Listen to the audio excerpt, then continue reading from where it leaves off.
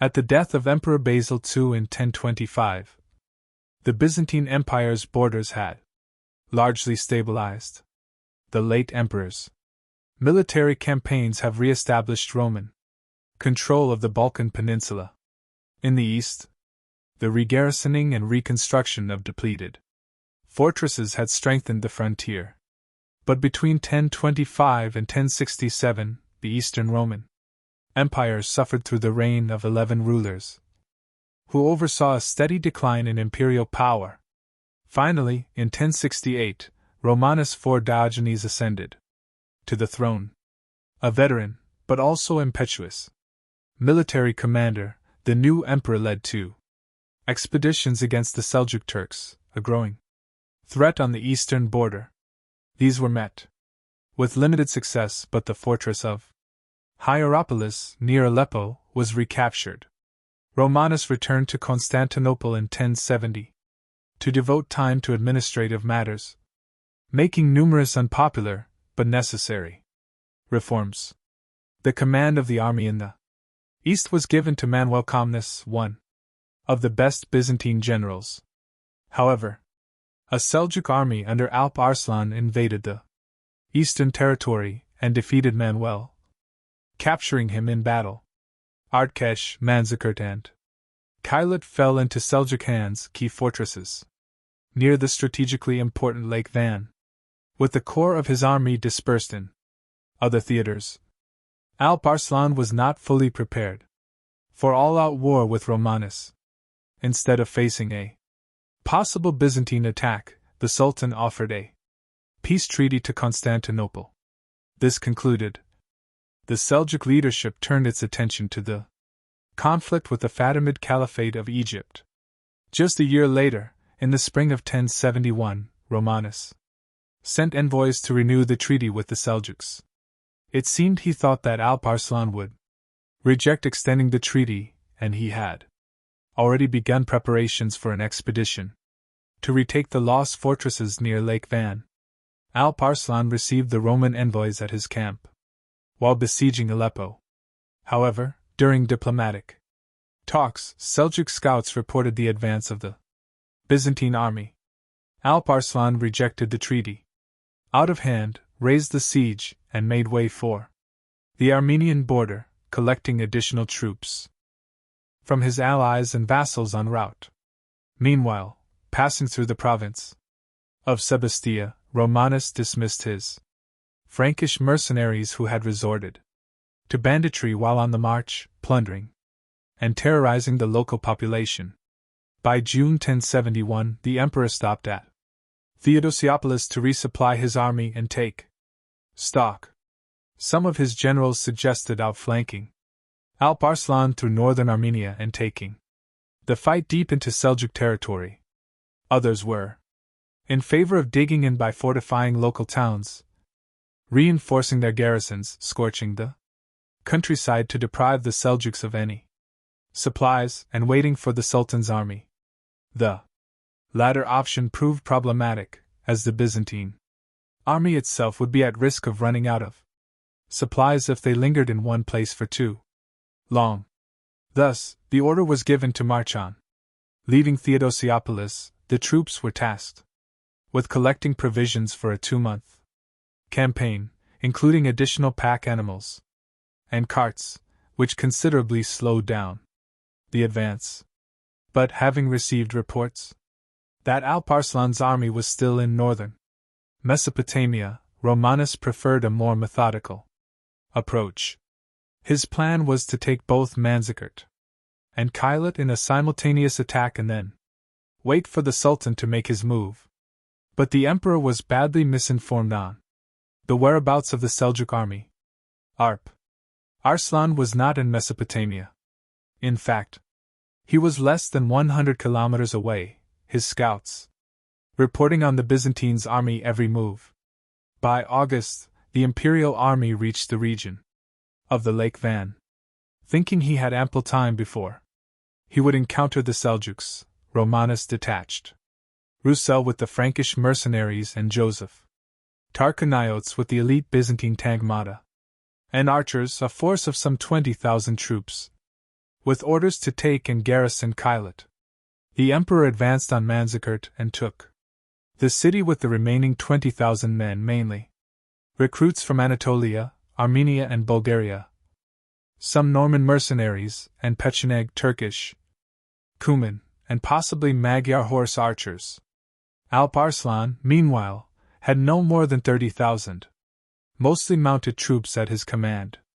Of these, some 6,000 were variations of heavy cavalry, while the rest were lightly armored mounted archers.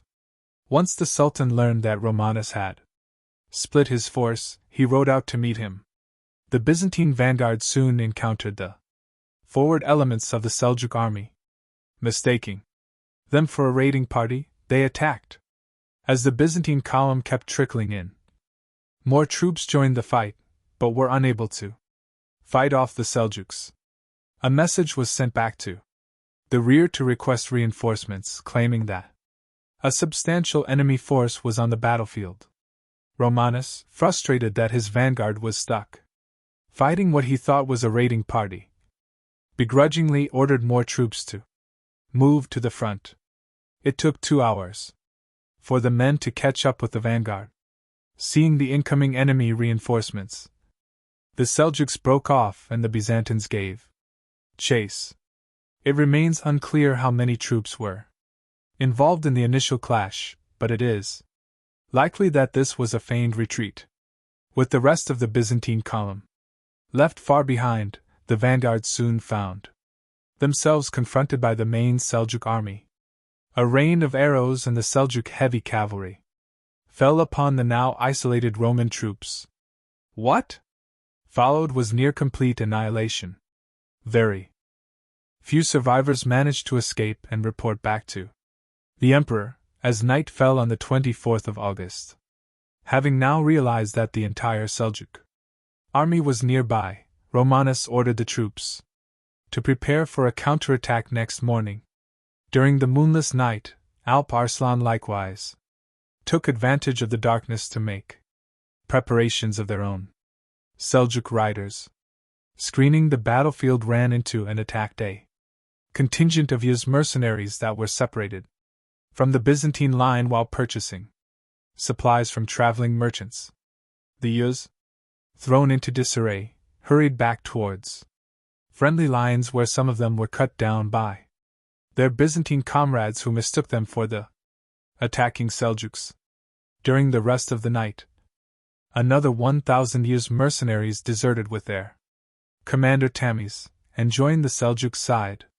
The deployment of troops and construction of camps was still ongoing during the next morning, 25th of August. Alp Arslan sent an emissary to Romanos, offering a peaceful resolution. Little did the emperor know that the Sultan was trying to buy time. Roman commanders Roussel and Tarchoniotes, unaware of how close the Seljuk army was, approached Kailat.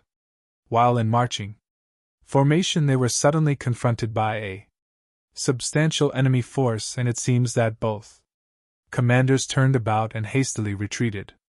A portion of the Seljuk army went after the enemy, inflicting losses on the rear of the Byzantine column, but at some point they broke off the pursuit. It is return of these troops that Alp Arslan was waiting for, thus trying to stall by sending envoys to Romanos.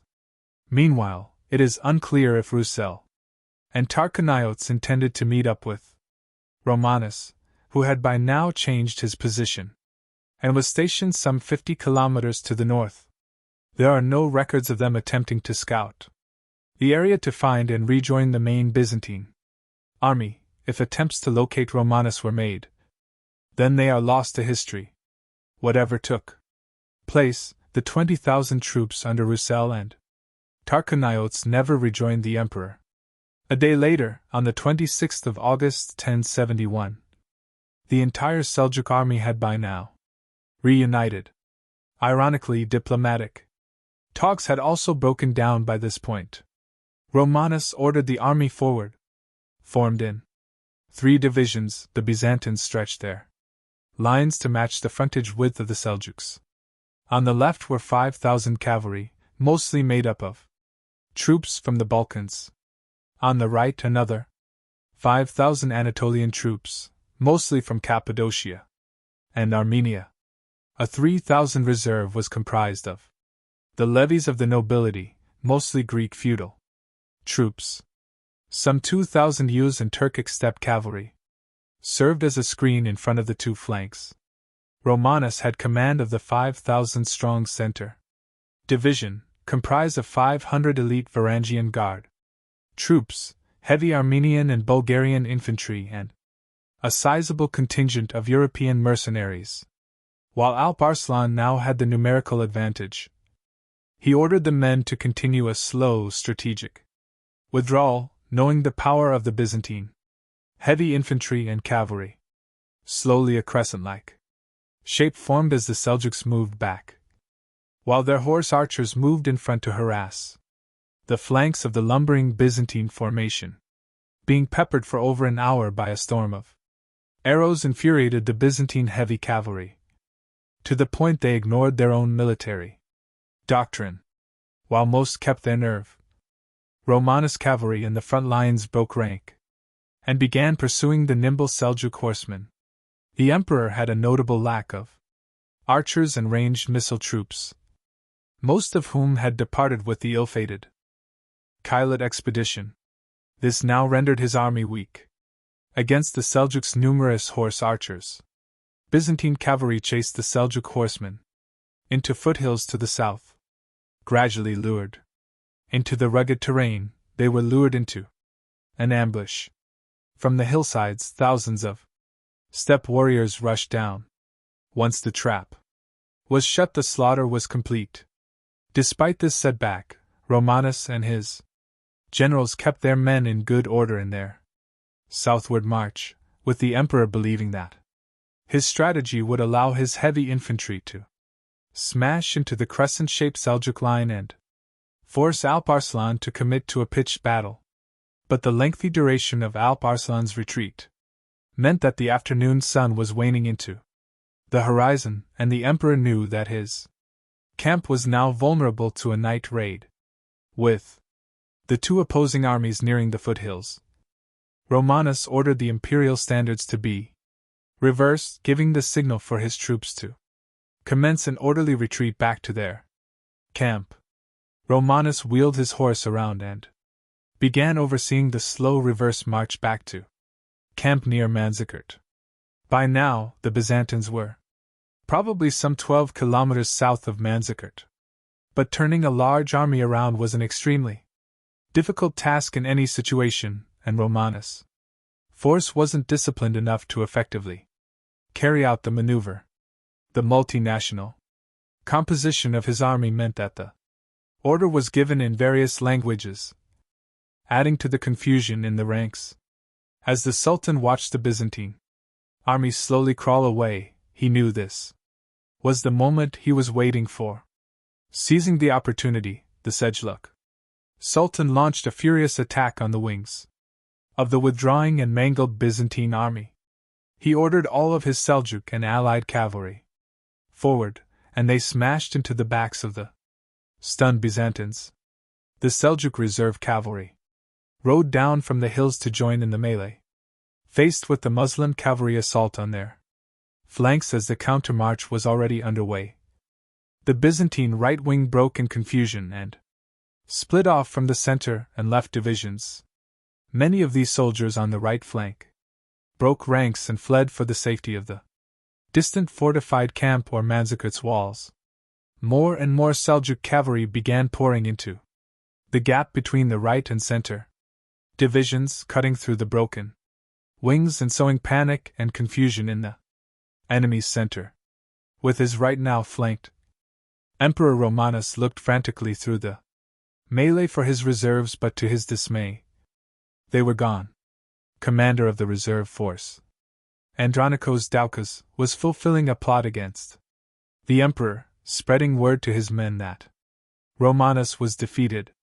The Greek reservists watched nervously from their position as Seljuk Turks swarmed over the main Byzantine lines, and they ran back to the Byzantine camp and Manzikert With the dissolution of the reserve line, a general rout began amongst the main formation. The Armenian heavy infantry and European mercenaries in the center division now joined in the flight.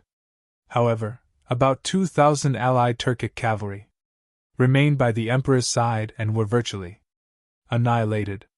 As the center division collapsed all around him, Emperor Romanos soon found himself surrounded by only his faithful Varangian guard.